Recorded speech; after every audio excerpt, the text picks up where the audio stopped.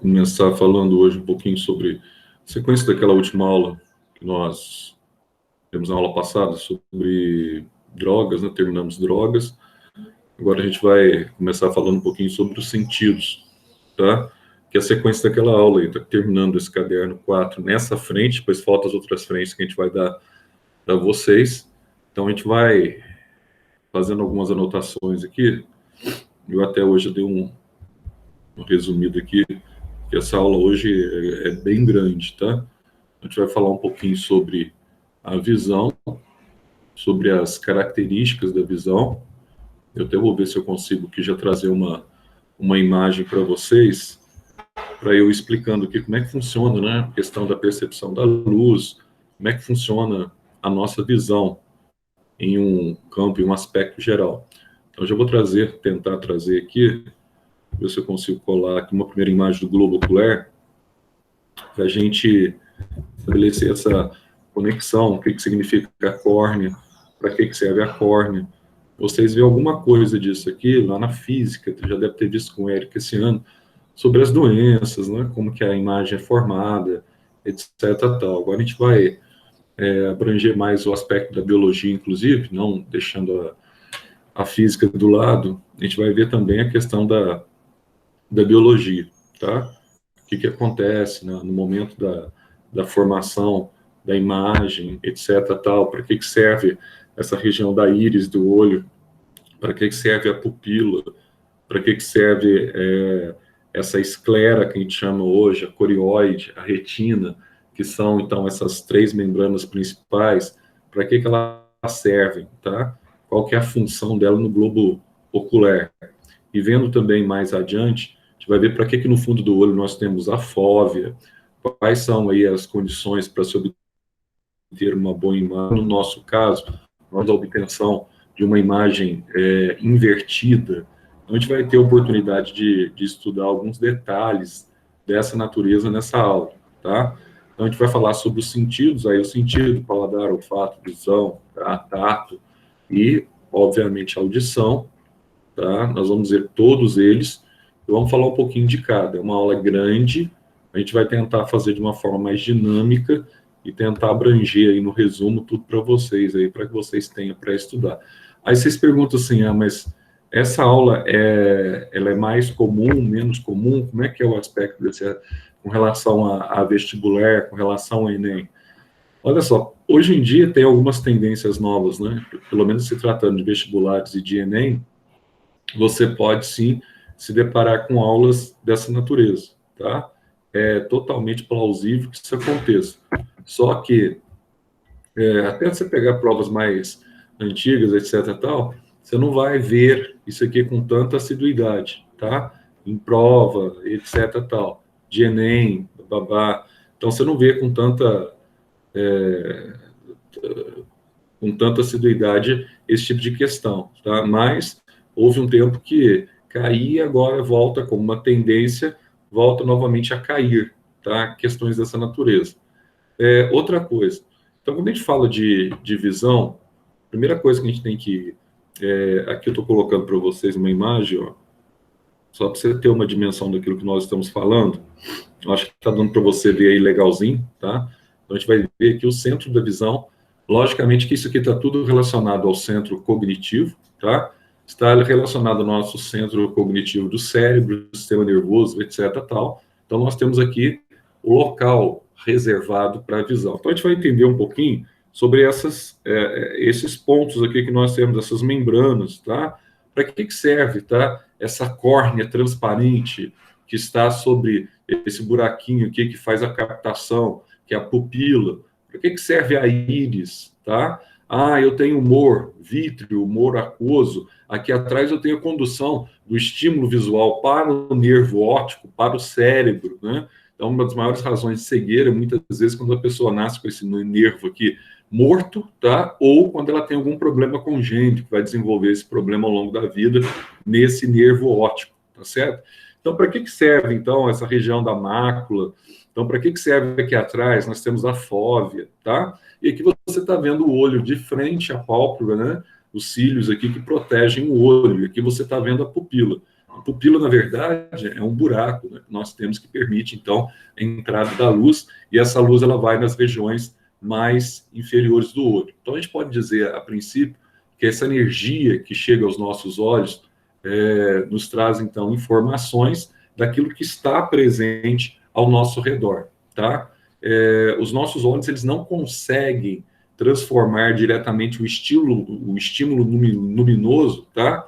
Em um potencial de ação para que eu consiga ver aquela imagem diretamente. Então, ele vai, então, transformar esse estímulo luminoso, tá? E a partir desse estímulo luminoso, ele vai conduzir pelo nervo óptico até o cérebro, e chegando até o cérebro, você vai ter ali a formação dessa imagem, tá? Então, o cérebro é o principal responsável pela criação de uma imagem capaz de refletir aquilo que nós estamos observando no meio. E como nós estamos tendo uma imagem recebida diretamente, essa imagem, a princípio, ela é invertida, só que em frações de segundo, ela é, então, editada, processada pelo nosso cérebro, tá? Então, assim, para começar, o olho, ele vai ser revestido, então, por essas três membranas aqui, ó.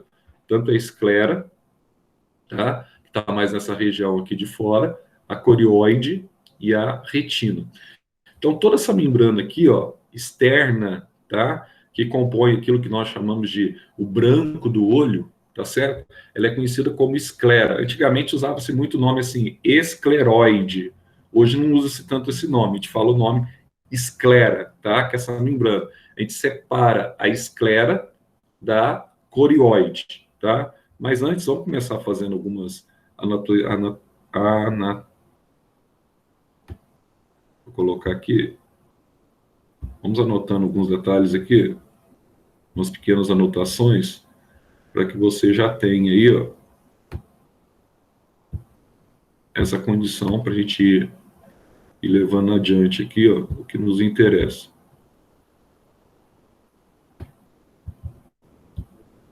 Ver se eu consigo aqui. Para variar, tá travando aqui, né? Espera aí.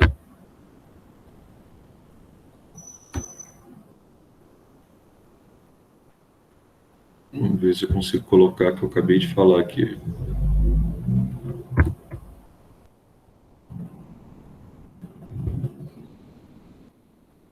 Tá aí, ó. Tá? Então a energia chega aos olhos, trazendo essas informações que existem ao redor. Então os nossos olhos conseguem, então, transformar o estímulo luminoso em uma outra forma de energia, no potencial de ação, capaz de transmitir esse estímulo luminoso até o nosso cérebro, tá? Esse último é responsável pela criação de uma imagem, que eu acabei de falar, aí, ó, formando aqui, ó, as informações que nós retiramos, que nós presenciamos no meio. Então, não esqueçam desse detalhe. Olhando para a figura que nós temos aí, então, nosso olho, ele é revestido por três membranas. Então, você tem a esclera, a corióide e a retina. Então, já a esclera, olha só, ela representa aquilo que nós chamamos de branco do olho, tá? Então, ó, a parte de trás da esclera, a parte anterior da esclera, ela tem uma membrana transparente, tá aqui, ó, e essa membrana transparente nós chamamos de córnea. E olha só que ela tem que ser transparente exatamente para permitir a entrada da luz, tá? Ela que vai permitir, então, a entrada da luz para que nós tenhamos, então, uma acuidade que nós chamamos de acuidade visual. E outra coisa interessante também, já aproveitando aqui falando da córnea, tá? A córnea, ela tem uma prerrogativa interessante. Qual seria essa prerrogativa interessante da córnea, Zé? Nós sabemos que tem algumas doenças que estão relacionadas à má formação da córnea. Por exemplo, uma doença que vocês têm, todos nós temos aí, que é muito comum no gênero humano, é o astigmatismo. O astigmatismo é uma doença que traz, então, um pequeno desvio, tá, da córnea. E, logo debaixo da córnea, dessa esclera, você tem aqui uma segunda membrana, que a gente vai chamar de corióide. Para que serve essa corióide? A corióide, ela é uma membrana que está interligada, toda a parte do globo ocular, essa parte do globo ocular que depende, que é abastecida por vasos sanguíneos, tá? Porque, obviamente, o oxigênio, ele tem que chegar até essa região do olho. E essa região do globo ocular, que é abastecida por vasos sanguíneos, é a região onde nós vamos ter aqui, tá, a corióide. Então, essa corióide, qual que é a função básica que nós temos aqui, Zé? Então, não posso esquecer que a corióide, ela tem como principal função, ela tem a função principal dela é exatamente o quê? Nutrir as células que compõem o globo ocular, tá? Então, ela atua na nutrição dessas células que compõem o globo ocular. Então, vamos colocar essa observação aqui, ó. Essa observação dela aqui, ela é uma observação muito importante. Então, tá aí, ó. Além da córnea, você tem a corióide, e essa, então, é uma membrana intermediária que apresenta, então, muitos vasos sanguíneos que nutrem as células oculares, tá? Aí nós entramos nessa outra situação. Então, nós temos aí a esclera, a corióide, e nós temos também a região, tá, da retina, do olho. Então, para que serve essa retina agora? A retina é como se fosse um local onde você vai ter aqui, ó, a projeção das imagens que você vê.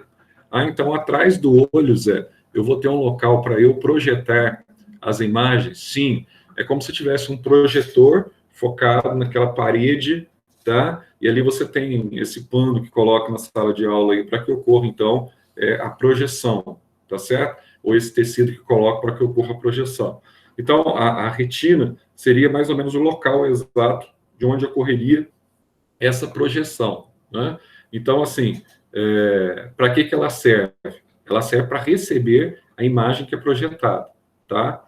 Agora, quando você olha os seus olhos, você vê no espelho seus olhos, você vê que seu olho tem aquela bolinha preta e tem aquela região em volta do olho aqui, ó, tá? Que é a região colorida, que nós chamamos de íris. Então, na verdade, essa região da bolinha preta, que é a pupila dos nossos olhos, ela não é bem uma bolinha preta, como a gente, né, entende, assim, não é bem uma bolinha, menina dos olhos. Não, ela é como se fosse o diafragma de uma máquina fotográfica. Esse diafragma do que está aqui no olho, ele capta a nossa entrada de luz. Como ele capta a nossa entrada de luz, o que está acontecendo? Se você está num ambiente muito iluminado, o que acontece? Zé, se eu estou num ambiente muito iluminado, eu tenho, né, facilidade de captar a luz. Então, logo, esse diafragmazinho, vamos chamar assim, que é representado pela pupila, esse diafragmazinho, ele vai fazer o que, Zé? O diafragmazinho ele vai fechar, porque tem muita luz, tá? Então, quando você está num ambiente onde tem muita luz, você joga luz e tal, no olho da pessoa, a pupila retrai. Inclusive, se a pessoa tem alguma suspeita de lesão na região meningoencefálica, uma das testes que o médico faz imediatamente, se a pessoa está desacordada, abre o olho da pessoa e vê se está tendo reflexo, tá, da pupila. Por quê? Quando ele olha lá, tal. Se não estiver tendo reflexo da pupila, ela pode ter tido alguma lesão, ela pode ter tido algum sangramento nessa região, aí a pessoa para de ter o reflexo pupilar na presença de luz. E ao contrário, quando você fica num ambiente escuro, o que vai acontecendo nesse ambiente escuro? Você vai sumindo, tá? Vai sumindo esse reflexo pupilar. Então, ele vai desaparecendo. Então, ó, vou colocar aqui para vocês mais um detalhezinho aqui. Eu vou jogando aqui que fica mais fácil. A gente ganha mais tempo. Então, tá aí, ó. Aí você tem, então, essa membrana, que é o corióide. Sobe um pouquinho, por favor. Nutritiva. Oi? Sobe um pouquinho, por favor, rapidinho. Um pouquinho mais para baixo. Aqui, né? Isso, obrigada. Deixa eu foto. Obrigada. Mas vocês já estão tirando um print aí para a gente ganhar tempo, porque isso aqui demora um pouquinho, viu? Isso é muita coisa. Zé, peraí, volta de novo que eu ia tirar foto, você mudou.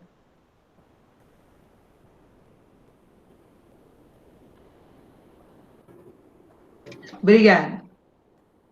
E aqui, ó, você tem aqui a segunda parte, então, falando sobre a importância da corióide, que eu já fiz aqui para vocês, tá? E você vai ver aqui, coloquei na linguagem bem didática aqui, ó, você vai ver essa bolinha preta no centro do olho, que é a pupila, tá? Então, a pupila, você vai guardar para mim assim, de uma forma mais simples ainda, ela funciona como um diafragma, tá? Ela funciona como um diafragma que permite o controle da entrada da luz. Então, não esqueçam disso para Enem, principalmente, tá? Ah, mas quando eu estou falando, então, em diafragma, etc, tal, né? Então, você vai entender um detalhe bastante interessante aqui, ó. Então, ó, toda vez que você está... Agora, presta atenção no que eu vou te dizer aqui, ó, coisa bem simples. Toda vez que você está num ambiente iluminado, então, a tendência é que você esteja, então, com um pontinho pequenininho no olho, tá? Para não entrar muita luz. Tanto quando você vai fazer exame de vista, eles dilatam a sua pupila e você não suporta ficar naquele ambiente muito iluminado. Você tem que pôr até o óculos escuro, porque você está com a pupila dilatada. Mas quando você está no dia a dia, normalmente, ela vai contrair-se, tá? E vai dilatar sozinha, dependendo da quantidade de luz que há nesse ambiente. Agora, presta atenção. Ah, Zé, mas eu estou num local, né, em que uma pessoa está num ambiente muito iluminado, mas ele está com uma pupila dilatada. O que está acontecendo com essa pessoa? Hein? Você olha para o olho da pessoa assim, ó, e a pessoa está com a pupila muito dilatada, mesmo que tenha um ambiente razoavelmente iluminado, essa pessoa provavelmente ela está sob algum efeito de drogas. Aí volta na aula anterior, tá? Se ela está sob algum efeito de drogas, o que está acontecendo? Se ela está com algum efeito de drogas, a pupila também pode dilatar, tá? De forma involuntária. Então, assim, ela fica dilatada. Principalmente drogas, como maconha, etc. Tal. Você bate o olho, às vezes a pessoa... duas coisas que acontecem. Primeiro que a pessoa tem, parece que ela tem uma areia aqui no olho, aqui assim, ó. Então, ela tem um olho seco. Quando normalmente você tem uma restrição na liberação das glândulas lacrimais da lágrima, tá? A pessoa que está drogada. Então, aí o que acontece? Zé, então essa pessoa está drogada, está tendo uma restrição na liberação das glândulas. Aí, quando ela faz esse movimento para lubrificar o olho, ela tem menos lágrimas, ela não lubrifica o olho, então aquilo fica raspando no olho, vai ficando avermelhado, tá? E a pupila dilatada. Normalmente, pessoas de manhã que têm a pupila dilatada, que acordam com a pupila dilatada, ela está sob efeito de algum tipo de psicotrópico, de algum elemento psicoativo que está entrando diretamente no cérebro dessa pessoa. Outra coisa interessante também, essa íris, ela é importante num detalhe, tá? Essa íris, ela compõe aqui essa região que tem a cor dos olhos, né? E essa cor dos olhos é determinada aí por uma questão genética, tá? Nós já vimos isso, ou vocês já viram isso também, com a Lenise, falando sobre essas questões aí pertinentes à íris, tá? Então, cada pessoa, tem olho azul, tem olho... Então, você tem aí, é um genótipo simplesmente recessivo. Não é só genótipo recessivo, tem outras situações que levam à coloração dos olhos, verdes e azuis. Mas a forma mais simples que a gente faz para calcular a maioria dos exercícios de genética que trata de cor dos olhos, nós falamos em genótipo recessivo, para olhos claros, né? E olhos castanhos, normalmente a gente usa os genótipos dominantes, tá? Então, outra coisa interessante aqui, ó, para falar de olho, para a gente continuar abordando esse aspecto aí. Não, pode falar. Não fica dilatada quando a pessoa está apaixonada? Não dilata a pupila? A pupila? Tem uma que fala isso. Não é que dilata a pupila, que eu vou te explicar o que acontece. A pessoa, ela pode estar com excesso de adrenalina, tá? Quando ela vê a pessoa amada. Então, o que acontece? O excesso de adrenalina, quando ela vê a pessoa amada, aí pode levar a uma pequena, que a gente chama de dilatação, tá? Você tem uma descarga imediata de adrenalina, certo? Aí, quando você tem essa descarga imediata de adrenalina, o teu organismo entra em estado de emergência. Como ele entra em estado de emergência, o que acontece? Você dilata, você pode dilatar a pupila naquele momento ali que você está em estado de emergência, tá? Mas aí não é que quando você está apaixonada, entende? Que você tem essa condição. Na verdade, essa condição aqui, ela é normal para uma pessoa, tá? Que vê uma pessoa que ela gosta, aí ela pode ter, então, essa descarga emocional, ela pode ter essa situação de dilatação pupilar, tá? No teu caso específico, você anda com a pupila dilatada direto, né? Por quê? Porque você é uma pessoa que vive... assim, é porque é uma pessoa que vive apaixonada, né? Então, assim, Nossa Senhora. pessoa que ainda, né, acredita em romance, ainda, né, aquela Uai, coisa não acredita não, você é casado. bem nostálgica, né? Você acredita. Não, e eu não acredito nesse negócio, não. Você não acredita, você é casado e não acredita, então. Não, lógico que não. As coisas isso aí passa, tudo isso aí é uma questão momentânea. Agora, veja só. Que horror. Nossa. Ué, claro. Sem chance. Foi mais fofo. Você só se faz difícil. Todo mundo sabe que você é boiolinha na Renata. Não, isso aí é velho. Agora, negócio de romance, essas coisas, eu nunca fui bom para essas coisas, não. Eu sou mais prático. Eu sou já do lado mais racional do cérebro, do homem, etc. Tal, que coisa Mas mais... ela não é romântica? Ah, é super. É mais romântico do que eu. Se puder me dar uma cacetada, assim, ó, uma paulada na cabeça, ela dá. Super romântico. Nossa, Zé, casal fofo. Bem carinhoso, eu achei. Super romântica. Entre tapas e beijos. Mas faz parte, tá? Ah, minha filha, depois... Você acha que a prova da Unifenas vai ser esse ano?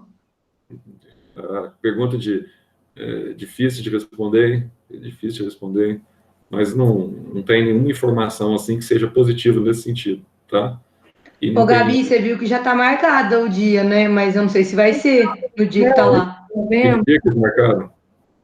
Ah, no meio de novembro, assim, mas tá falando que tá sujeito à mudança, né? Pelo menos dessa vez eles jogaram mais para frente, né?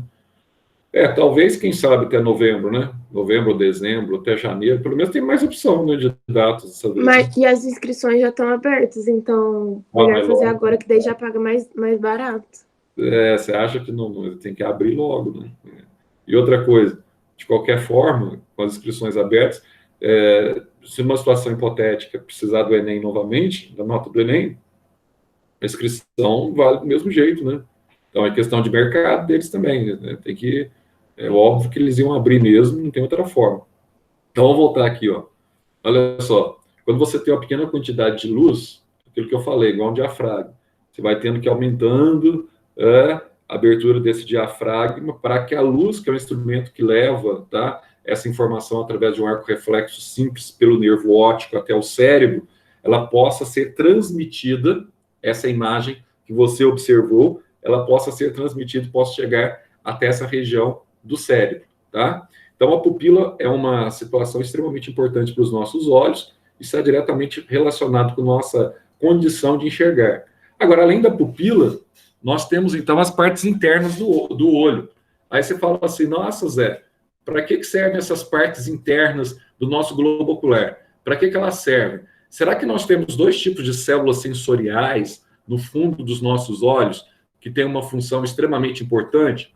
E essas células sensoriais, nós temos o nome lá de cones e bastonetes. Será que nós temos isso? Ou será que isso não é verdade? No nosso caso, o gênero humano, nós enxergamos, nós temos a visão também em cores. Por que nós temos a visão em cores? Porque nós temos células com alta capacidade de distinguir aquilo que está no ambiente, no momento que você tem um ambiente altamente iluminado, e essas células são os cones, tá? Essas células permitem nós enxergarmos em cores. E tem células que permitem também que você enxergue toda vez que você está no ambiente em que você tem restrição de luz. Ah, eu estou no ambiente, Zé, e nesse ambiente há restrição de luz. À medida que a luz vai diminuindo, os cones, eles precisam de muita luz para que você consiga enxergar. Aí vai acontecer o quê? Se você vai reduzindo a iluminação do ambiente, deixa eu colocar aqui já para vocês, se você vai reduzindo a iluminação do ambiente, você vai perdendo a capacidade de detectar aquilo que está próximo a você. Primeira coisa que acontece, vai no ambiente em que você está num local meio sem luz, vai diminuindo a incidência da luz. Quanto menor a incidência da luz, maior a dificuldade, e guarda bem isso para o Enem, tá? Maior a dificuldade de você enxergar em cores. Deixa eu colocar já as partes do olho que eu coloquei para vocês aqui. Então, maior a dificuldade... Ô Zé, sobe aí um pouco de novo, tá louco? Toda hora você cola uns blocos gigantes de texto, aí já sai o que tá para cima. Diminui um pouco o zoom do Word, Deixa eu diminuir. que aí cabe mais coisa na tela. Vai mais devagarzinho, Zé. Vamos por parte. Nossa aula é grande. Tá bom, sim? O zoom aí tá bom assim ou você quer que... Mais um pouquinho. Mais. Tá bom. Mas vai ficar pequenininho para vocês, hein? Não fica? Olha só. Então, nesse caso aí, ó, o que está acontecendo? Quanto menor a concentração de luz no ambiente, maior é a dificuldade de você detectar essas cores. Então, quanto maior a dificuldade de você detectar essas cores, tá, no ambiente, significa que seus cones, que são células fotossensíveis responsáveis pela visão em cor, eles não estão sendo efetivos, tá, para detectar. Por que eles não estão sendo efetivos? Porque, na verdade, eles só são efetivos na presença de muita luz.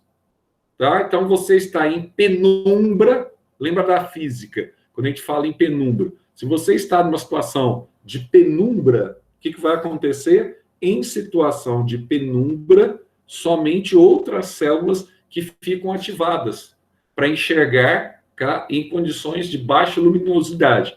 Quem são essas células? Essas células são as células que nós chamamos de bastonetes. Então você tem os cones e eu tenho os bastonetes. Isso. Cones, quando você tem, então, bastante luz, você vê com nitidez, clareza e cor aquilo que está se passando. Já os bastonetes, eles têm a prerrogativa de lhe apresentar uma visão, tá, em preto e branco, praticamente. Vá num ambiente pouco iluminado, vê se você consegue determinar as cores daquele ambiente. É como se tivesse ligado ali uma TV preto e branco, e com essa TV preto e branco ligada, tá, você começa, então, a enxergar alguns detalhes desse ambiente, mas você não consegue detectar as cores. Aí você fala assim, nossa, Zé, então vamos ver as partes do olho aqui, ó, tá?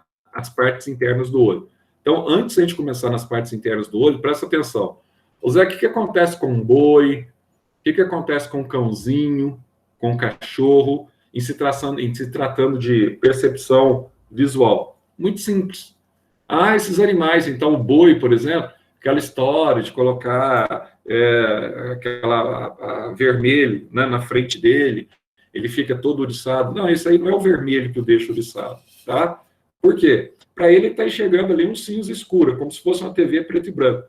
Porque, no caso do boi, o boi é um mamífero que no olho ele tem o quê? Ele tem, na região do globo ocular, na parte interna, nas células fotossensíveis, ele não tem cone, só tem bastonete, tá? Então, se ele tem bastonete, primeiro, ele não tem uma visão legal, enxerga um pouco embaçado, como se ele estivesse enxergando em penumbra, e só enxerga em preto e branco, tá? Assim como o cãozinho também, só que o cãozinho ele tem outro problema.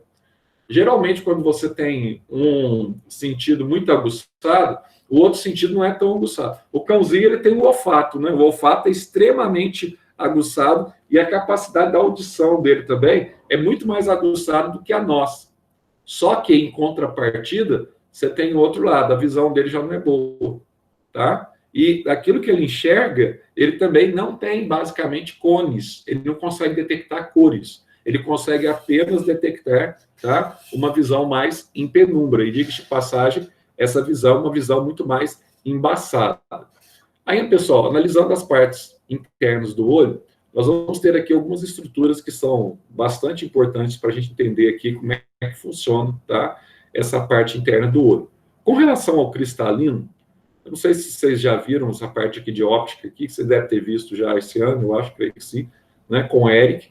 Ele mostrou para vocês lá que, na verdade, o cristalino ele funciona como uma lente biconvexa, tá? Que é coberta por uma membranazinha ali transparente. E o cristalino ele se aloja exatamente bem atrás aqui, ó, da pupila, certo? E ele que vai orientar ali essa entrada de luz que entra pela membrana transparente que você tem na frente ali, ó, a retina, tá? E ele vai permitir essa entrada de luz a partir da retina. Você tem também uma doença, que hoje muitas vezes tem pessoas que têm essa doença, que é conhecido como ceratocone. O que é ceratocone? Você tem uma má formação também na retina.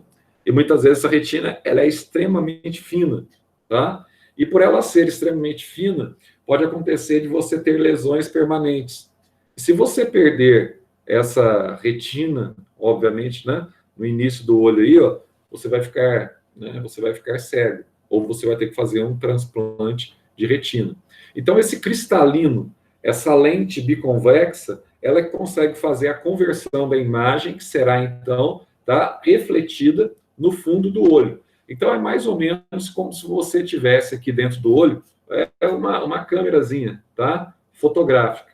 Então, você tem, então, toda essa câmera de dentro preenchida por esse humor, e esse humor nós chamamos de humor aquoso, porque o líquido que está presente nele, tá, é um líquido semelhante à água, e você tem, então, uma outra câmera mais no fundo, que parece com o humor vítreo, que está relacionado também com a parte aí estrutural do olho, tá?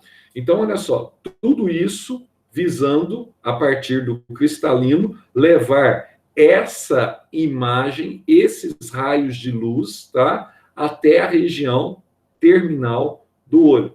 Acontece que essa lente natural que nós temos, essa lente biconvexa, à medida que a idade vai passando, o que acontece conosco? Então, essa lente aqui, ela vai envelhecendo, tá? E quando essa lente, ela começa a envelhecer, que é muito característico aí da idade, você começa a ter problemas de focar os objetos. Aí você começa a desenvolver aquela braço longo, né? Você vai ler, você não consegue. Aí você começa a fazer assim, para enxergar. O que está acontecendo? Você está com uma dificuldade, na verdade, tá? Você tem uma dificuldade na lubrificação do globo ocular. Ah, Zé, se eu tenho essa dificuldade na lubrificação do globo ocular, o que está acontecendo comigo? Geralmente, após os 40 anos, nós começamos a ter essa dificuldade na lubrificação do globo ocular. Ah, então, se eu estou com essa dificuldade na lubrificação do globo ocular, Zé, como é que chama essa doença, tá? Que o pessoal vai falar assim, ah, bom, agora você está apresentando uma dificuldade de enxergar de perto. Como é que chama essa doença? Essa doença que você tem, essa dificuldade de enxergar de perto, nós vamos chamar essa doença aí do quê? Presbiopia. Aí você se torna presbíope. O que é presbiopia? É apenas uma dificuldade que você tem, o cristalino é uma biconvexa, né? De você movimentar, tá? Os músculos movimentarem, tá? Essas duas lentes biconvexas para que você consiga focar. Se você não consegue focar, a imagem ela fica, então, bastante distorcida, tá? A imagem que você vai ler, a imagem mais próxima. Aí o indivíduo ele passa a ser presbíope. Aí tem que usar lentes corretivas para presbiopia, que é natural, após os 40, isso acontecer. Outra coisa que é natural, só que isso em idades mais avançadas. Normalmente vai aparecer aí após os 60 para 70 anos, etc. Tal. O que vai acontecer ali, ó? O cristalino ele vai perdendo a sua transparência, porque para que os raios de luz entrem, ele precisa ter, então, uma transparência efetiva, tá? E para que ele tenha essa transparência efetiva, ele precisa ter, então, essa condição de refletir bem a luz. Então, para que ele consiga essa reflexão desejável de luz, ele tem que manter essa transparência, mas muitas vezes ele não mantém essa transparência, ele vai envelhecendo. E ali, nesse envelhecimento, tá? Ele vai perdendo, ele vai se tornando opaco com a idade, etc. Tal. Aí surge uma doença, que é muito comum em Enem, e essa doença nós chamamos do quê? De catarata, tá? Então, essa doença é a catarata. O que é a catarata? O que o médico faz? O médico ele vai retirar o cristalino na cirurgia de catarata e vai colocar uma nova lente ali. Aí, então, aquela situação que estava totalmente opaca, que não conseguia inviabilizar a entrada de luz, agora vai ser viabilizada. A luz vai entrar naturalmente. E, ao entrar naturalmente, o indivíduo, quando troca a lente do olho, que é a cirurgia de catarata, tá? O indivíduo ele volta imediatamente a enxergar. Ele não estava enxergando, ele estava praticamente, em alguns casos, o comprometimento do cristalino leva a uma cegueira. Tá? Aí o indivíduo ele volta a ter, então, uma visão normal. Tá? E a córnea? Zé, para que serve a córnea? Para que serve essa superfície, essa porção também aí, transparente do olho, tá? Essa membranazinha que está ligada à esclerótida, tá? Que é circular e uniforme, tá? Então, presta atenção. Essa córnea, como nós já dissemos, juntamente com o cristalino, ela tem como prerrogativa fundamental receber, tá? Receber a energia luminosa que vai desencadear a sua acuidade visual, a sua capacidade, tá? Visual. E aqui, ó, além da córnea, nós vamos ter aqui outros detalhes aqui legais também. Olha só que detalhe legal que nós vamos ter aqui, ó. Ó, aí eu coloquei para vocês aqui já. Você tem aqui, tá? A lágrima, que ela serve, então, através aqui você tem esse cantinho do olho aqui, ó. Você tem um local que são liberados aqui a lágrima lubrificante. Ela serve para hidratar, tá? E além da hidratação, ela tem como uma das principais prerrogativas, tá? Lubrificar. Então, hidrata o globo ocular e lubrifica o globo ocular. Então, não esquecer que esse humor aquoso é esse líquido, tá? Que a maior parte da sua composição é a água mesmo, que está ali entre a córnea e o cristalino, preenchendo toda a câmara de fora, essa câmara mais externa do olho, a câmara anterior do olho, interna, mas mais voltada para o lado da córnea. E o humor vítreo é algo mais, lembra uma gelatina, vamos chamar assim, tá? Que está entre o cristalino e a retina.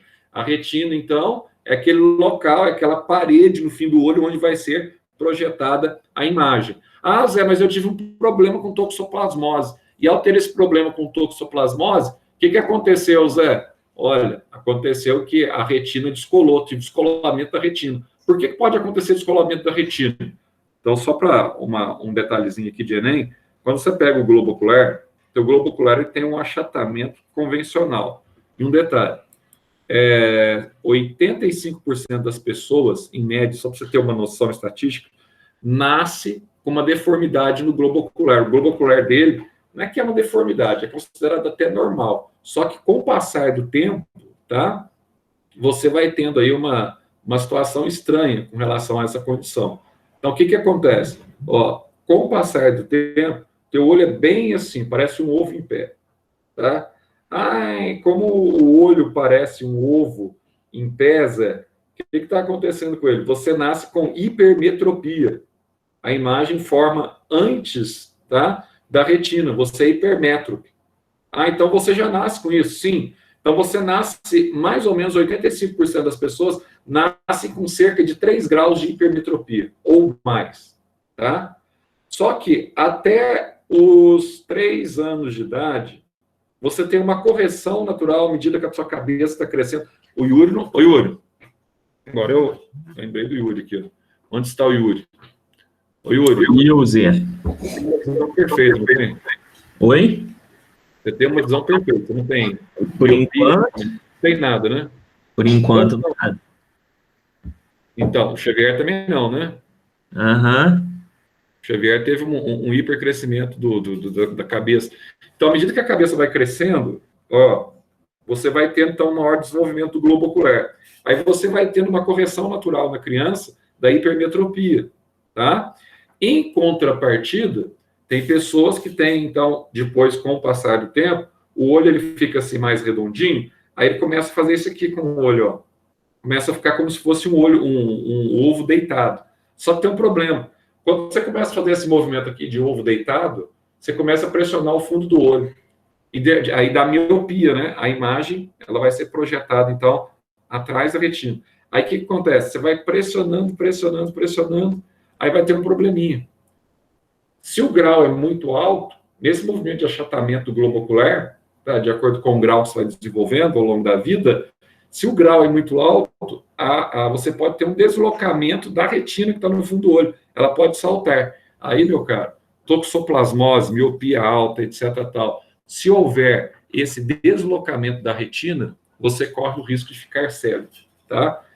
Se o médico ele não usar lá o laser para colocar a retina no seu devido lugar, você corre o risco de ficar cego em até 24 horas. Ele tem que fazer, então, tá? Essa correção com laser. Então, vamos lá. Vamos entender, então, como é que funciona a visão. Como é que é o mecanismo que nós temos aqui, ó, que nós conhecemos como visão. Vamos colocar aqui já. Olha só. Zé, como é que é o mecanismo da visão?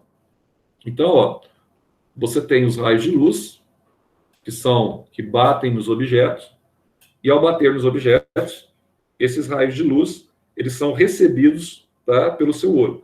É captado pela região da pupila, vai entrar pela pupila, etc, tal. E ao entrar pela pupila, tá, você vai ter, então, a captação interna, vai passar por uma lente, que é o cristalino, tá? E ao passar pelo cristalino, ou simplesmente lente biconvexa, ela vai lá para o fundo do olho, e no fundo do olho, essa imagem que você enxergou a partir da reflexão da luz, ela vai ser projetada no fundo do olho, na região da retina, tá? E ao ser projetada no fundo do olho, onde você tem ali a região da fóvea, né, o ponto neutro, você tem a chegada dessa imagem. Essa imagem, além de ser projetada, essa imagem ela é conduzida pelo nervo óptico, e através do nervo óptico, você vai ter, então, a interpretação dessa imagem, tá? E após a interpretação dessa imagem, você, a princípio, teve uma projeção de uma imagem invertida, que em fração de segundo, não dá para você prestar atenção nisso, o seu cérebro ele processou, tá? E nessa região aqui, occipital do cérebro, você consegue enxergar naturalmente aquilo que está diante de você. Então, aí você tem essa região occipital, que é perto aqui, ó, dessa região que nós chamamos aqui, ó, de côndilos occipitais. Então, toda essa região aqui, ó, do cérebro, está relacionada aqui que morrem os nervos ópticos. Aí você fala, nossa, Zé, então se eu tiver uma pancada muito forte, tá, nessa região aqui do nervo óptico, então eu posso ficar cego? Pode ficar cego, tá? Aliás, tem pessoas que ficam cegas através dessa pancada forte, tá? Então, lembrando também aí, né, os problemas que nós temos aí nos globos oculares, etc, tal, que traz bastante problemas aí para o gênero humano. Então, de olho é isso. Eu gostaria que você guardasse, tá, esse detalhe. Vou colocar uma observaçãozinha aqui, para a gente não esquecer, sobre as células fotorreceptores. Para a gente continuar aqui rapidinho. Células fotorreceptores. Então, quem são elas? Ó, então eu tenho os cones, eles são responsáveis pela visão nítida em cores. Então, você tem aqui, ó, visão nítida em cores, e os bastonetes. Esses bastonetes aqui, ó, são responsáveis pela visão em penumbra, com baixa luminosidade, tá? Então, aqui você tem a visão em penumbra. Penumbra é um ambiente que a gente chama de baixa luminosidade. Então, aí você tem, então, as patologias desenvolvidas pelo olho. Ah, Zé, o olho é muito comum, você tem, muitas vezes, inflama essa membrana de revestimento externo, tá? Conjuntivite. Pode ser de natureza viral, pode ser de natureza, que a gente chama também de natureza bacteriana, depende do tipo de conjuntivite, tá? O olho é sujeito a glaucoma. Sim, o glaucoma ele envolve a pressão interna do globo ocular, tá? Zé, as visões estão associadas a algum tipo de avitaminose? Sim, tá? Qual que é a vitamina mesmo que é importante para os olhos, para a pele e para os olhos? Vocês lembram? Qual que é a vitamina que é muito importante para a pele e para os olhos? Aliás, vitaminas, quem for fazer a prova da Unifenas aí, né? Sei lá quando vai ser, mas vitamina é muito importante, tá? Em todos os aspectos aí para a nossa visão. Então, quais são as vitaminas importantes aí que nós temos aí? Alguém lembra aí, ó, vitamina pro... A vitamina A? Isso, vitamina A. É extremamente importante para os olhos e para a pele. Lembrando o nome dela, que a gente não pode esquecer também, aproveitando aí, Júlio, retinol e beta-caroteno, tá? Que vocês não podem esquecer de jeito nenhum. Isso não é só para a prova da Unifenas, não. A vitaminose, etc, tal, cai de uma forma geral, tá? Então, vamos dar uma olhadinha aqui, como é que funciona o nosso sistema auditivo agora. Vocês já ouviram falar de ossinhos, né? Bigorna, estribo, martelo, tá? para que servem esses ossinhos que nós temos aí, tá? Como é que funciona o nosso sistema auditivo, que nós chamamos aqui de pavilhão auditivo, o sentido aqui que nós chamamos de sentido da audição, tá? Como é que funciona, como é que são aqui elaborados basicamente os nossos ouvidos, tá? Como que nós conseguimos obter a condição de interpretar, ouvir e interpretar. Já ouviu a pessoa falar assim, eu ouço, mas não entendo? Por que a pessoa, geralmente a pessoa, quando ela está com uma certa idade, às vezes ela fala muito isso. Olha, eu ouço o que você está me falando, mas eu não entendo o que você está me falando. Por que isso acontece? Tá? O que acontece com o nosso ouvido? Daqui a pouco eu vou tentar pegar uma imagem aqui do ouvido, para ficar bem claro aí, nessas anotações nossas aí, como é que funciona o nosso ouvido. Então, primeira coisa, não basta você ter uma capacidade apenas de ter a percepção das vibrações do ar que estão ao seu redor.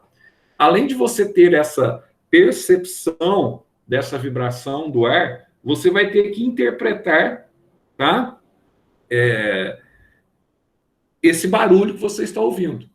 Como é que você vai realizar essa interpretação? Como é que eu vou realizar essa interpretação, Zé? Aí, nós temos essa região do cérebro aqui, ó.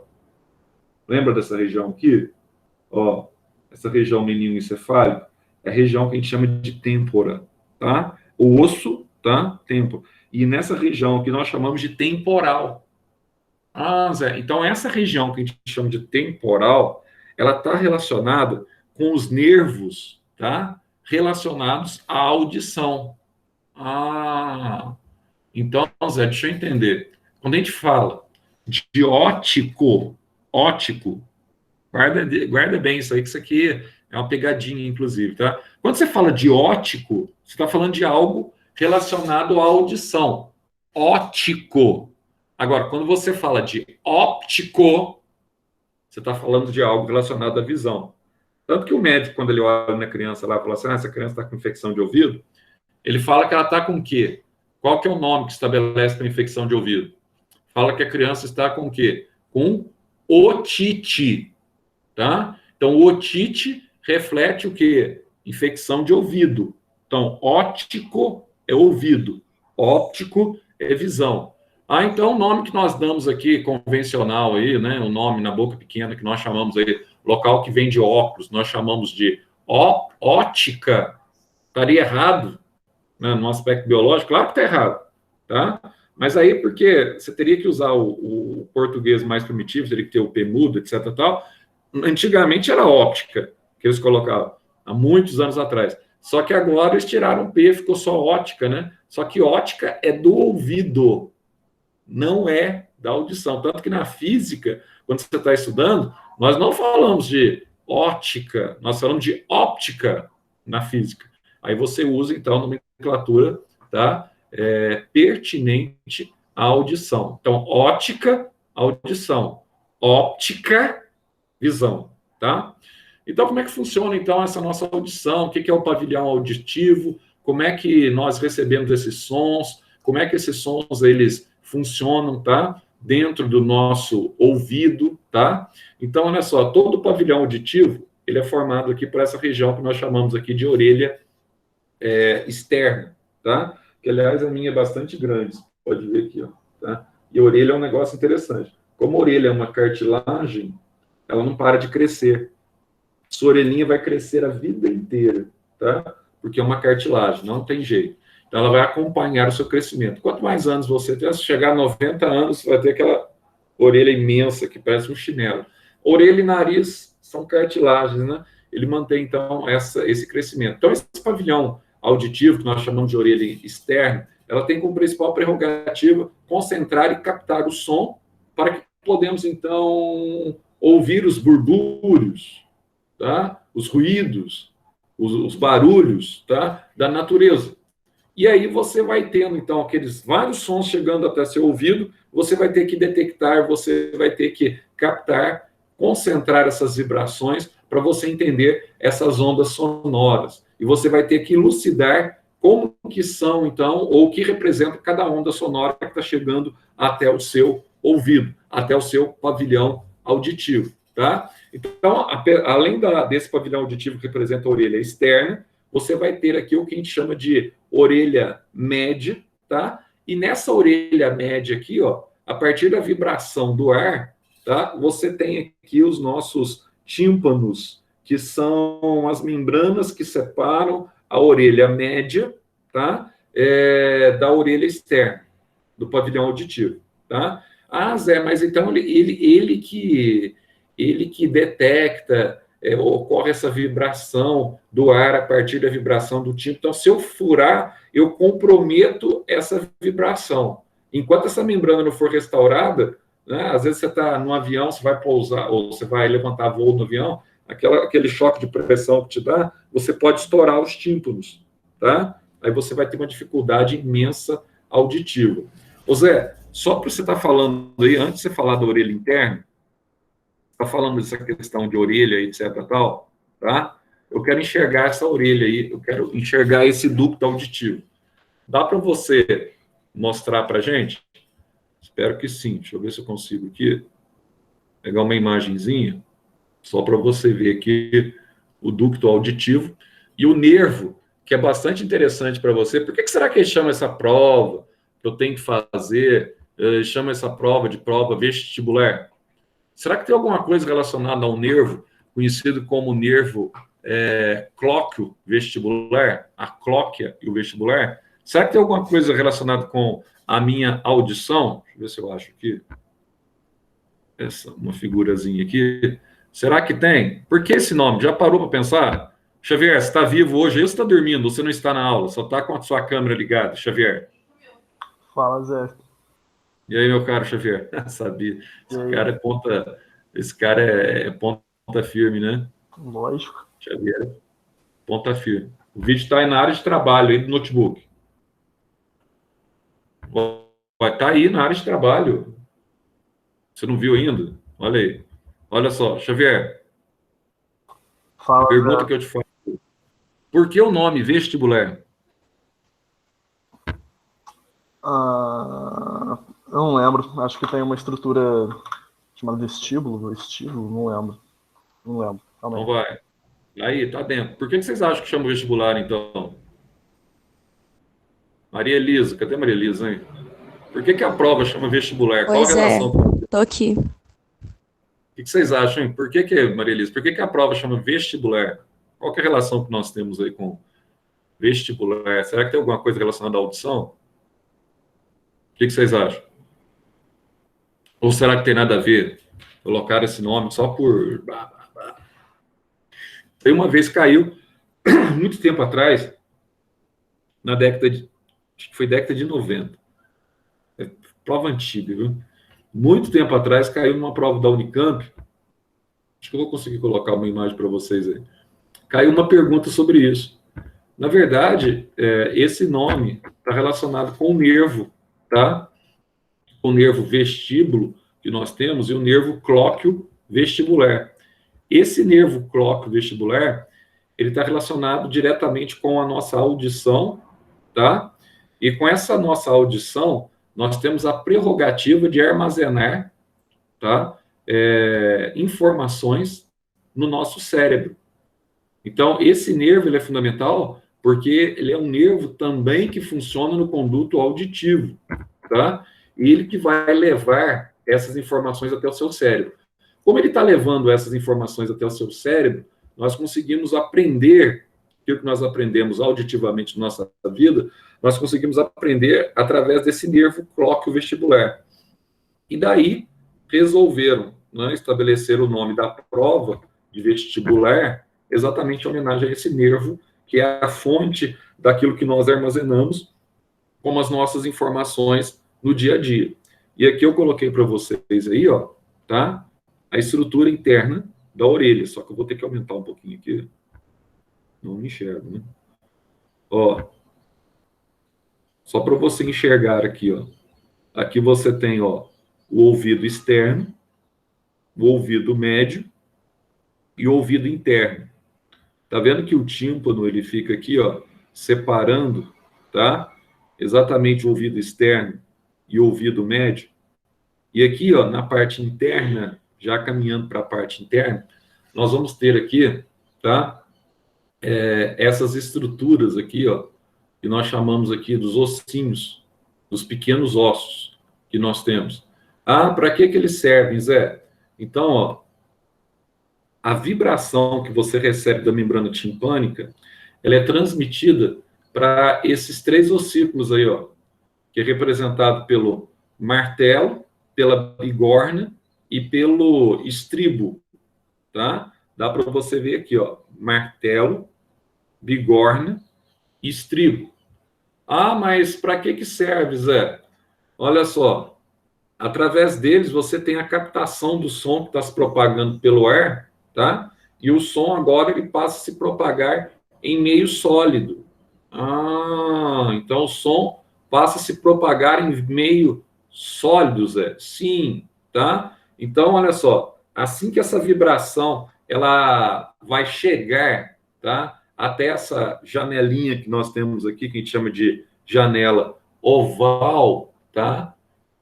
Você tem ali uma potencialização, à medida que passa para o meio sólido, você vai ter uma potencialização, ou seja, você vai ter uma ampliação do som. Tanto que os aparelhos auditivos são colocados exatamente aqui na entrada para conseguir fazer essa função que muitas vezes, com o passar da idade, a pessoa não consegue mais realizar essa potencialização, tá? E um detalhe interessante, é dessa orelha interna, que é essa parte aqui, ó, que você vai ter, toda essa região aqui do ouvido interno, que você vai ter aqui, ó, a conjugação com o nervo, ó, olha o nervo auditivo aqui, ó. Então, o som que está sendo captado aqui, ó, nessa região, vai ser transpassado para o nervo auditivo. Aí, nessa região aqui, ó, você tem aqui a região da informação também, ó, da cloaca, do vestibular. Aí você vai ter, então, o nervo que vai levar esse som até essa região aqui, ó, parietal do cérebro, tá? Agora, uma pergunta também. Será que a orelha tem alguma coisa com o equilíbrio? Já viu falar que tem pessoas que têm problema aí de labirintite? Será que labirintite está relacionado aí à capacidade de visão, de audição? Está diretamente relacionado, tá?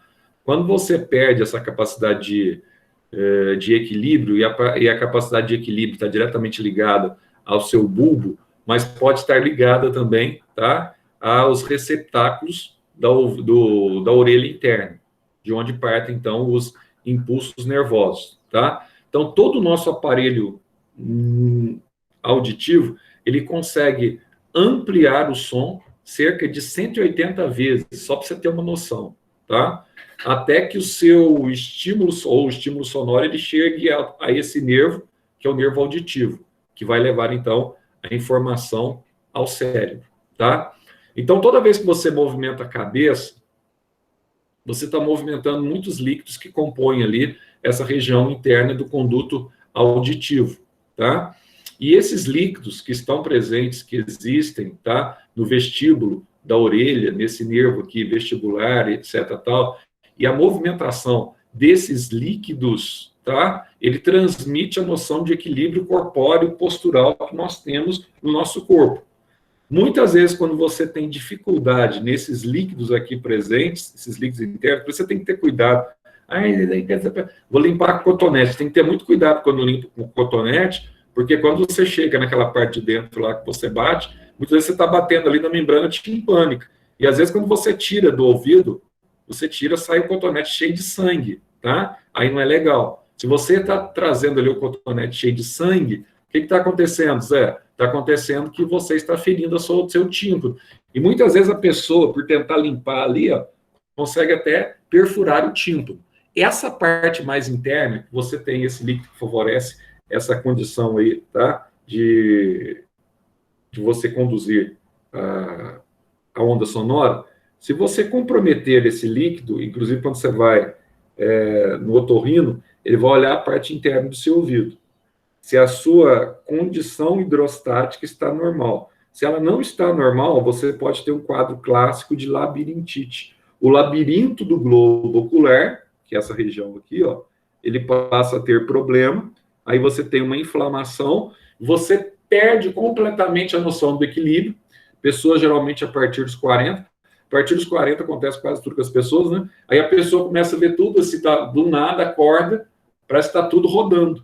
E como ela perdeu a noção do equilíbrio, ela tem, então, uma condição de apresentar um vômito excessivo, tá? Qualquer coisa ela está vomitando, passando mal, fica zonza, tonta, tá? E não consegue, muitas vezes, ficar em pé. Fica deitado, e ao deitar, isso que é terrível, a labirintite, a pessoa ela tem essa condição, então, tá? De ficar tudo girando. Mais ou menos para você entender, muitas pessoas, quando estão alcoolizadas, apresentam essa sintomatologia também, tá? Então, o ouvido, é interessante você analisar aí o ouvido nesses 3 parâmetros e analisando também a sua capacidade de manter aí em equilíbrio. E a preocupação que você deve ter com seus ouvidos. Tem pessoas que ficam com aqueles foninhos de ouvido o dia todo. Zé, isso aí prejudica? Como o som está muito próximo aqui, ó, pode sim prejudicar a sua percepção sonora, dependendo da altura que você ouve. Com o passar dos anos, tá? Pessoas que são músicos, muitas vezes, que ficam muito tempo tentando ouvir, tá? Com aquela condição, etc. tal, vai ter um probleminha. Qual que é o probleminha, Zé? O probleminha que vai ter aqui é de surdez. Muitos músicos, com o passar dos anos, não precisa ser velho para acontecer isso, não, tá? Vai perdendo a audição. Também fica com aquele fone chutado. Isso vai comprometendo a amplificação natural do conducto auditivo, tá? Que pode amplificar, então, as ondas sonoras que estão chegando em até 180 vezes. Então, cuidado com o seu ouvido, cuide bem do seu ouvido, tá? Agora, qual que é a nossa capacidade, muitas vezes, por que nós podemos aqui, até coloquei assim, tá? Detectar o cheiro que nós estamos sentindo, etc, tal, né? Por que o olfato funciona? Como que o olfato funciona?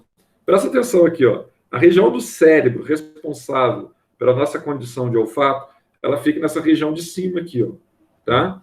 Essa região de cima do cérebro, nós tivemos aula sobre isso recentemente, é a região que nós chamamos de parietal. Ah, Zé, então aqui, ó, nessa região parietal é que estão os centros do cérebro responsáveis pela detecção do cheiro, né?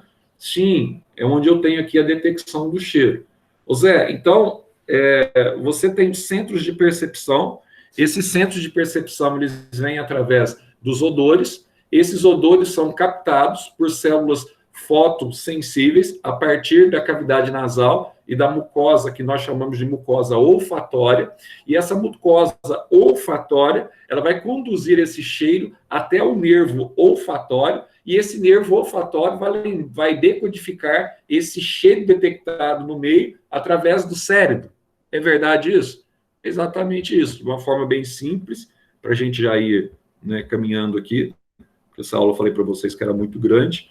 Outra coisa, então é uma forma simples de você entender como é que funciona nosso bulbo olfativo na parte superior do cérebro, mas só que tem um detalhe, então eu vou colocar aqui. Você já ouviu falar pessoas dizerem assim para você, assim, ó, você está sentindo mau cheiro? Nossa, estou sentindo aqui uma carniça. A pessoa fala para você. Aí ninguém mais sente, só ela sente. Já ouviram isso ou não?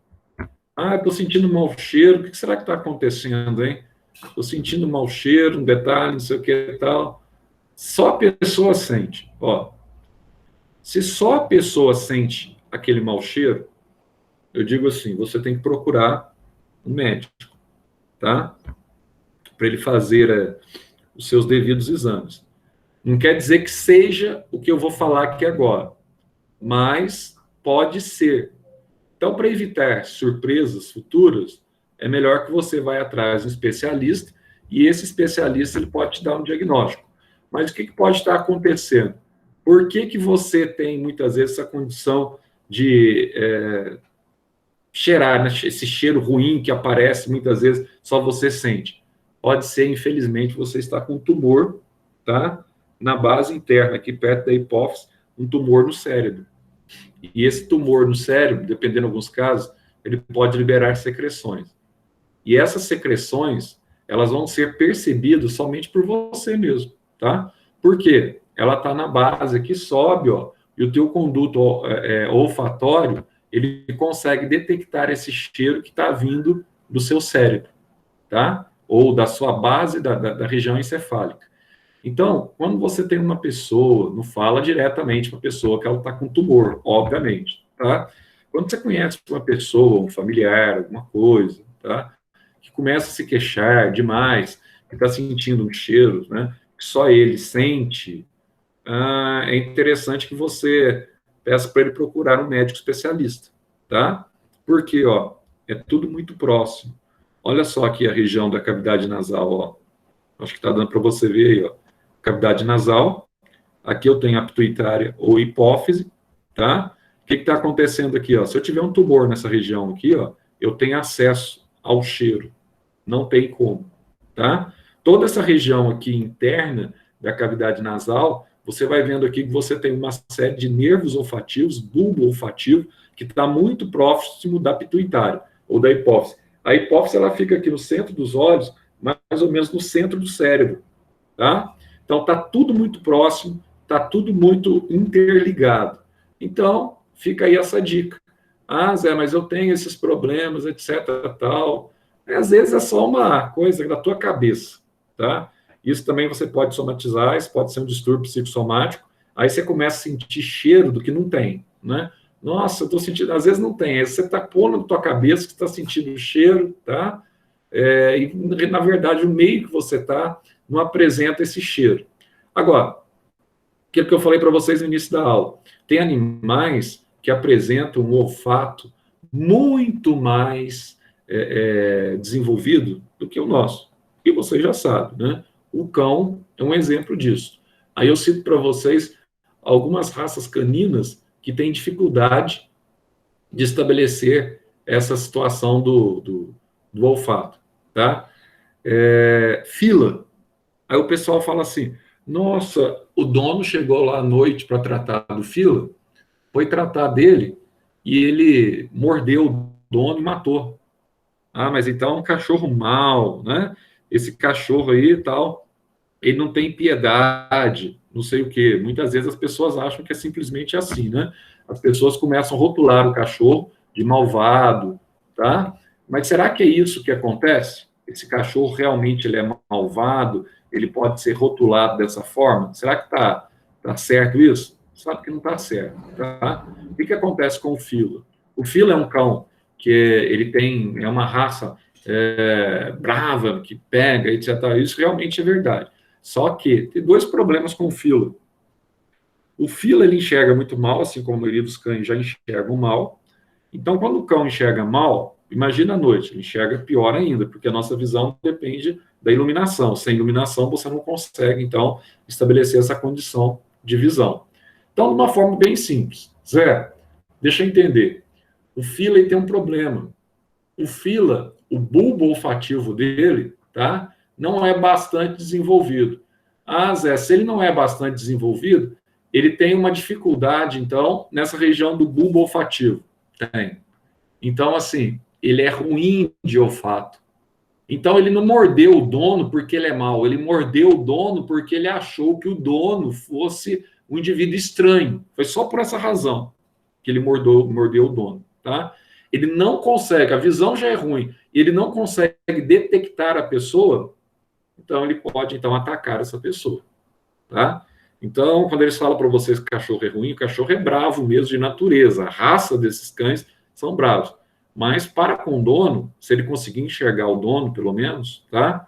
Ele vai conhecer perfeitamente o dono, não vai atacar. Agora, se você vai com ele lá, brincar com ele à noite, que ele não está te enxergando, não está conseguindo detectar seu cheiro, aí já era, tá? Outro sentido que nós vamos ter aqui, ó. Outro sentido é a questão gustativa, que depende diretamente da língua, tá? Que é o nosso paladar. A língua é o nosso centro gustativo. Então, você pegar cada porçãozinha da língua, ele tem uma prerrogativa de detectar um tipo de gosto, tá? A parte, essa parte de fora da língua aqui, a parte mais externa, ela detecta muito gosto amargo, tá? Você tem essas papilas gustativas que detectam esse gosto amargo, tá? E esse paladar, por sua vez, ele está diretamente relacionado com os nervos gustativos, que vão levar esse centro, né, gustativo até as regiões do cérebro específicas, tá? Para detectar o gosto e o cheiro. Quando a gente fala de gosto e cheiro, estão os dois, o olfato e o paladar, são dois sentidos que estão relacionados muito a essa região parietal do cérebro. Então, eles atuam em conjunto, tá? Então, você tem aqui a atuação em conjunto e a importância desses dois para que você consiga estabelecer aqui, tá, a diferenciação. Só para você ver aqui, ó, para você ter uma noção dos dois atuando juntos, deixa eu ver se eu consigo também projetar uma outra imagem aqui para vocês, para que vocês tenham a imagem depois. Vou mandar para vocês uma espécie de uma postilinha de tudo dessa aula, tá? Como eu faço nas aulas aí normalmente. A Lia está perguntando no WhatsApp aqui, estava perguntando, ela queria assistir a aula pelo YouTube. Não tem jeito mais, tá? Quem conseguia transmitir as aulas do Zoom para o YouTube ao vivo, aliás, conseguia transmitir as aulas para o YouTube direto ao vivo, era o Zoom, né? Agora, o Google Meet não tem essa função. O Google Meet dá para eu lançar as aulas depois no YouTube, mas não dá para eu transmitir ao vivo a partir do YouTube. Então, não tem jeito mais. Ela vai ter que assistir depois. Então, se ela for assistir, ela vai ter que assistir o replay da aula, tá? A gravação da aula. Deixa eu tentar colocar para vocês aqui, ó, para você ter aqui, ó, o bulbo. Esses desenhinhos aqui são bastante legais, tá? O bulbo olfatório. Deixa eu ver se eu consigo. Acho que sim. Para você entender aqui as áreas, as regiões da língua, em que você tem as percepções olfativas. Eu olho que eu tentei resumir o máximo possível isso aqui, porque essa aula, ela é gigante, viu? E na apostila do SAS, eles colocam muita coisa. Eu diria assim, que não são coisas essenciais, não, tá? Oi. Na próxima aula, você podia fazer digitando junto com a gente, né?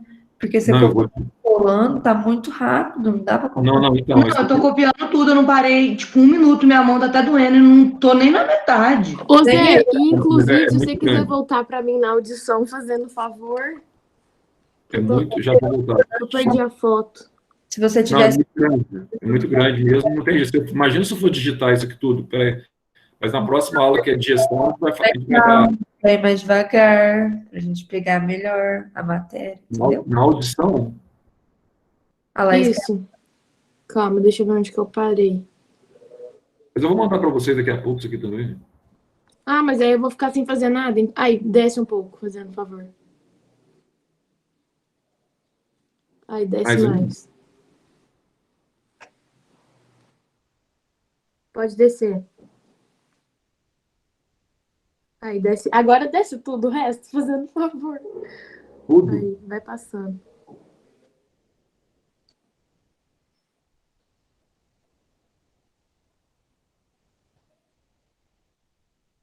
Aí.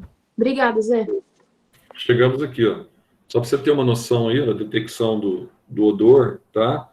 O sinal do odor, como ele chega nessa região aqui do centro auditivo. Então tá aí. Aí você tem as áreas gustativas da língua, ó, os locais onde você vai detectar. Olha que legal isso aqui, ó.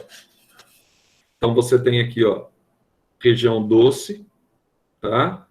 Aqui, ó, você tem a região salgado, ácido, e mais na região de cima aqui, ó, no centro, você tem as papilas gustativas da região amarga. Então, você tem cada região aqui detectando o odor.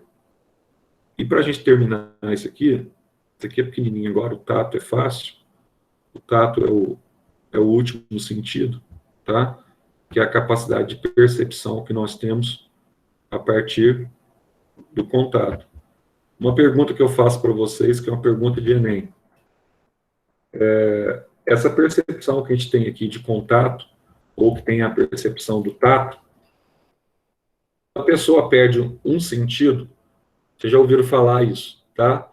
A pessoa ela vai desenvolver um novo sentido. Então, por exemplo, a pessoa que nasce ou perdeu, ou nasceu cego, tá? Ou ela perdeu, teve cegueira, por algum tipo de patologia, o que vai acontecer com ela? Bom, essa pessoa que perdeu, o que acontece?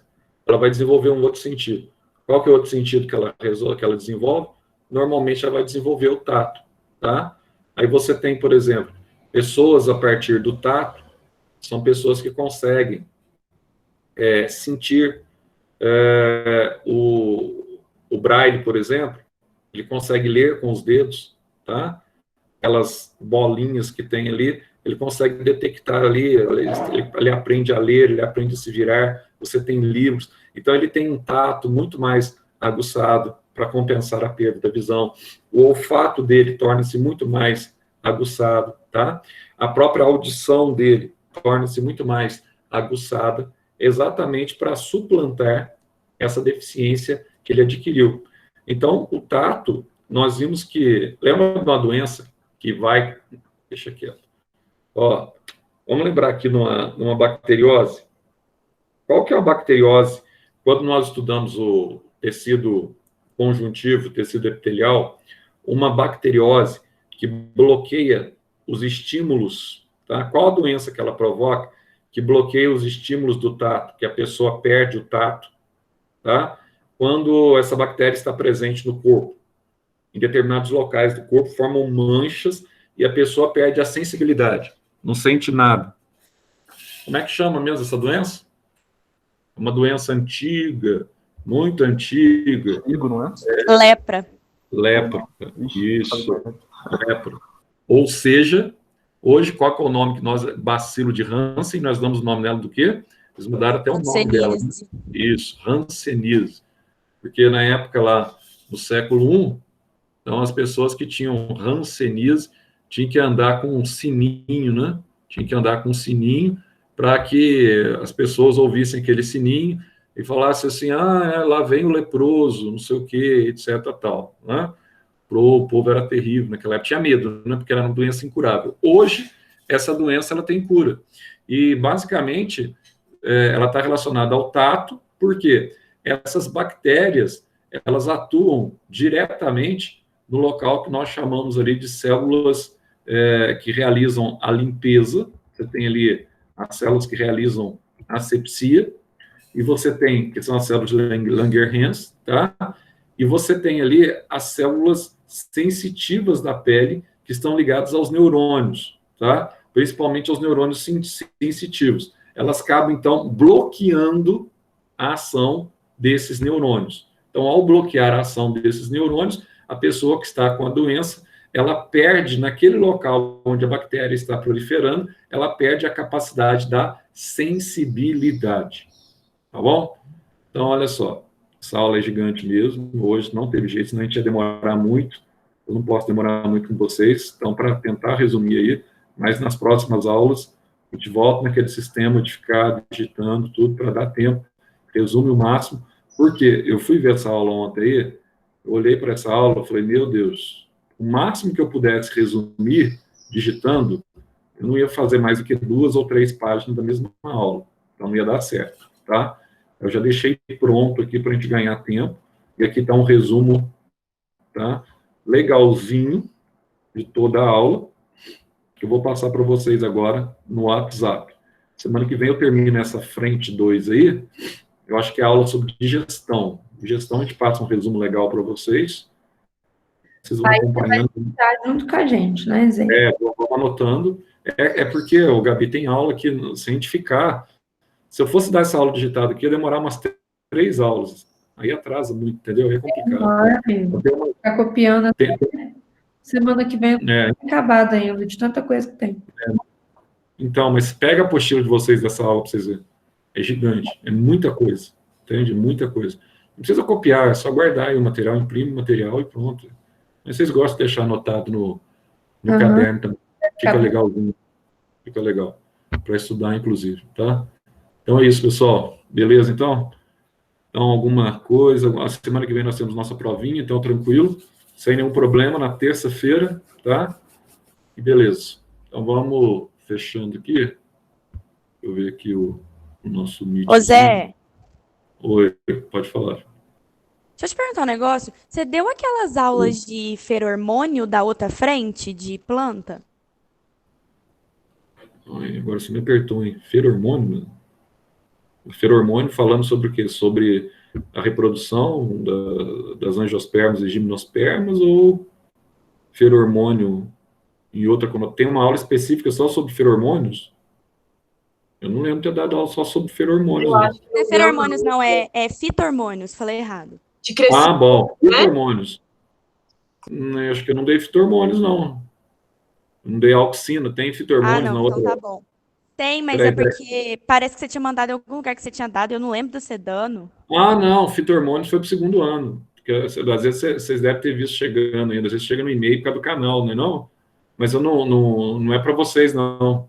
Ou às vezes eu coloquei no grupo de vocês enganado. Eu sou burro mesmo. Às vezes eu faço isso. Eu mandar para uma sala, eu mando para outra, a gravação da aula. Eu acho que fitormônio é nesse caderno, pro caderno 5, deve ser, Maria Elisa.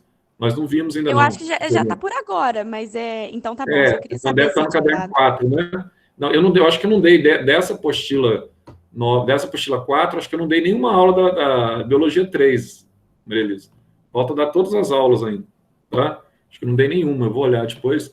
Acho que eu tô mais Isso mesmo, eu concordo. Eu acho que você não deu nenhuma do caderno 4 mesmo. porque as aulas gigantes aí de fisiologia, né? Tô dando as aulas de... Porque nós começamos sistema nervoso, terminamos até antes das férias, foi sistema nervoso, nós estávamos em biologia 2, eu continuo a biologia 2, né?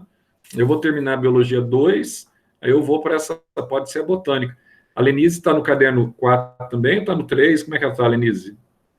Tá no 3, ela tá dando engenharia genética. Tá, então ela só tem uma frente lá para terminar, né? Então, assim, ela vai... Depois eu acho que ela vai me ajudar também aqui, porque esse caderno 4 aqui, ele é muito grande, tem muitas aulas. E você pegou a frente 4 também, você deu aquela parte de virose inteira. Eu já dei a virose inteira. Ah, não, você fala lá dela lá, né? Do 3, você está falando, né? Do 3, que é gigante também. Tá, ela tá a parte dela também na citologia, né? Então, vou ver se ela fica pelo menos com 2 frentes dessa aqui agora. Depois eu negocio com ela para o que a gente faz. Mas beleza, então, pessoal. Deixa eu desligar. Ontem eu deixei ligado, você acredita? Deixei ligado o negócio do Meet, ficou a foto da Gabriela Farias, mais de 5 horas gravando. Você acredita, Gabriela? Gabriela Farias. Mais de 5 horas gravando. Eu vou mandar a aula de ontem, você vai ver. A aula de ontem durou 1h18, coisa assim, 1 hora e pouquinho. Aí depois fica só a foto. Eu não sei o que aconteceu, que eu desliguei aqui, só que eu não interrompi a gravação. Desliguei direto. Aí ficou gravando no Drive. Aí ficou gravando no Drive. Falei, mas que coisa de louco, né? Aí fui ver, deu